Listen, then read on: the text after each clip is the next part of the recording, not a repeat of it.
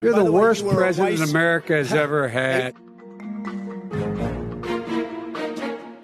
You get the final word, Mr. Well, it's hard to get any word in with this clown. But why didn't you do it over the last 25 years? Because you weren't president. Because you weren't president screwing things up. Will you shut up, man? Listen, who is your tax I paid $38 million 1 year.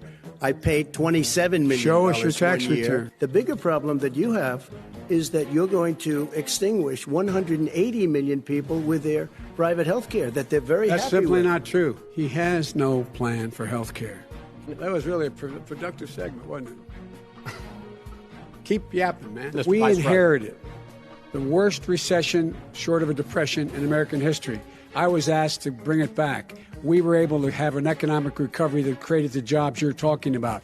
We handed him a booming economy. He blew it. It wasn't he booming. Blew it. He blew it. They have no idea what happened. Vice President Biden, go ahead. He has no idea what he's talking about. Mr. Vice President answered his final question. The final question is, I can't remember which of all his rantings. I'm having a little trouble myself. The fact is that I've gone head-to-head with Putin and made it clear to him we're not going to take any of his stuff. He's Putin's puppy. He still refuses to even say anything to Putin about the bounty on the heads of American soldiers. They were teaching people that our country is a horrible place, it's a racist place, and they were teaching people to hate our country.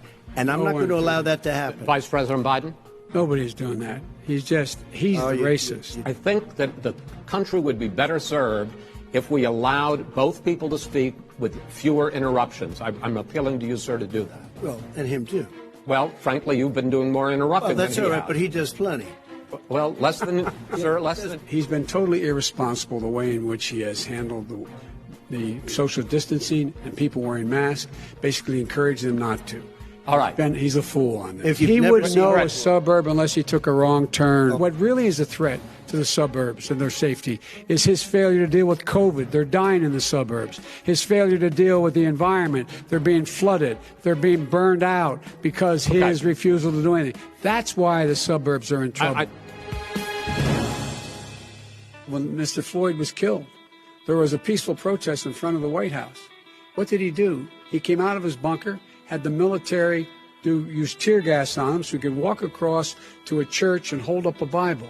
And then what happened after that? The bishop of that very church said that it was a disgrace. The general who was with him said all he ever wants to do is divide people, not unite people at all. This is a president who has used everything as a dog whistle to try to generate racist hatred, racist division.